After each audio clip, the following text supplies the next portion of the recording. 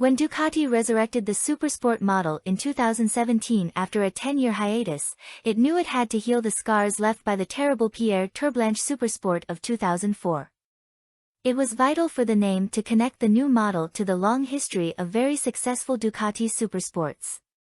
The bike was conceived and promoted as a sport tourer and enjoyed mixed styling strongly inspired by the Panigale 1198 with a mildly tuned 937 cubic centimeters Testastretta V-twin and touring-oriented components and accessories, including bags.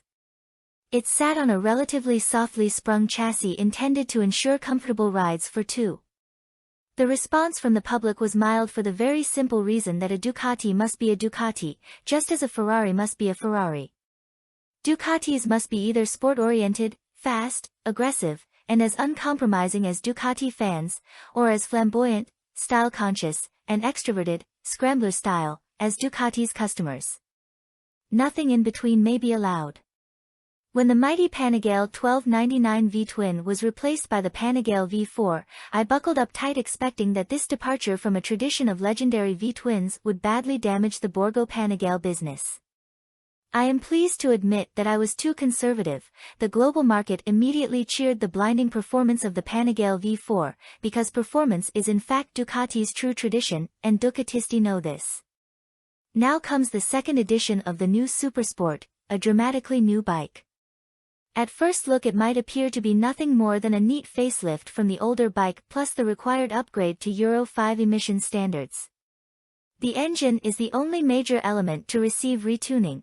This 937 cubic centimeters unit is an evolution of the 821 cubic centimeters Testastretta 11 engine from the 2018 Monster.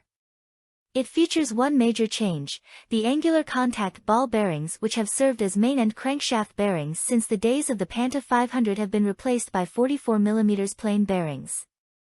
This evolution from the original hybrid crankshaft arrangement produces a substantial increase in crankshaft rigidity and reliability with a drastic decrease in mechanical noise.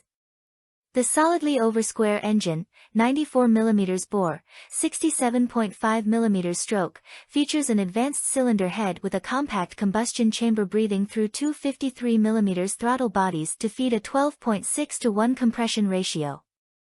This unit uses a moderate overlap between the inlet and exhaust cam timing phases to further reduce emissions of unburned hydrocarbons,